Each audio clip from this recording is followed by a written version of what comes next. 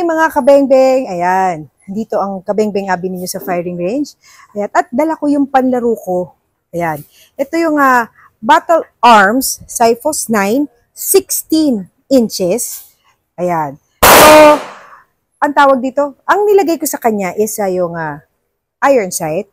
Actually, nung nag-start akong gumamit ng PCC, ang nilagay kong una is red dot.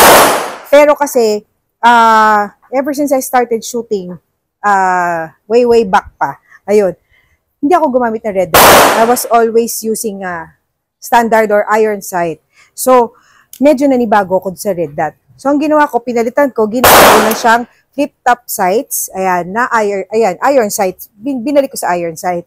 So, kasi pag bumili kayo nito, pag nag-purchase kayo nito, wala kasi siyang kasama. So, may option kayo to use red dot or yung iron sight nga. Pero ako, mas komportable ako sa iron sight.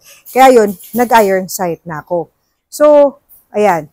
Battle Arms made from USA. Ayan. So, 16 inches itong dala natin. Actually, meron din to available na 8 inches.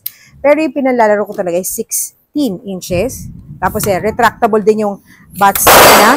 And, Glock compatible siya sa magazine. Yun. So, tara, samahan nyo at ititignan natin to. So, ayun, nakalabas na tayo kasi hindi na umuulan. Wala na ring ambon. Ayan. So, yun. Actually, na-unbox ko na itong Battle Arms na Cyphos 9.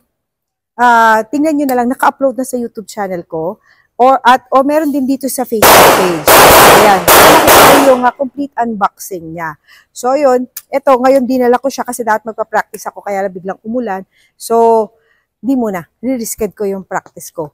So, tara, putok muna ako ng konti.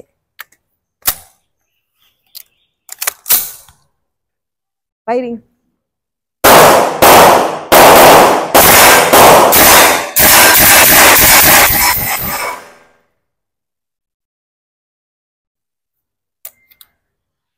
Alam nyo, ang ganda talaga itong Battle Arms. Ang sarap itutok.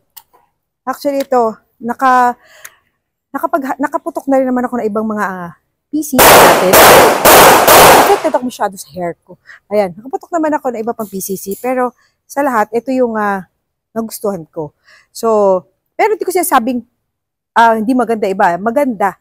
Maganda talaga. Kaya lang kasi sa gaang, medyo okay sa akin to. Yung weight niya. Kasi, di ba, alam niyo naman, pag naglalaro, tumatakbo, di ba? May mga ports, minsan may dapa pa, minsan may mga silip. So, dito komportable kasi ako. So, Battle Arms, Cyphos 9 na 16 inches. So, yun nga mga kabengbeng. Pinakita ko sa inyo yung aking panlaro, yung ating Battle Arms na Cyphos 9, 16 inches. Alam niyo, maganda siya. Maganda talaga siya. Made from USA po siya. Baka sa mga nagtatanong dyan, galing po siya sa US. Ayun. So, hindi natuloy yung practice ko. Sa susunod na lang ulit. So, yun.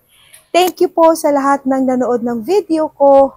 At kung di pa po kayo naka-follow and like sa aking page, please do like and follow Kabengbeng Abi Facebook page at ang aking YouTube channel, ang Kabengbeng Abi. At syempre, huwag nyo rin kalimutang i-like and follow ang Espineli Trading Facebook page. At meron din po silang YouTube channel, ang Espineli TV. So, paano mga kabengbeng? Abangan pa ulit ang ating mga susunod pa mga videos about iba't ibang klaseng units, mga pistol, mga rifle, shotgun, at kung ano pa. Parang ang dami ng ano ko. So, yun mga kabengbeng. Thank you. See you sa susunod ko mga videos.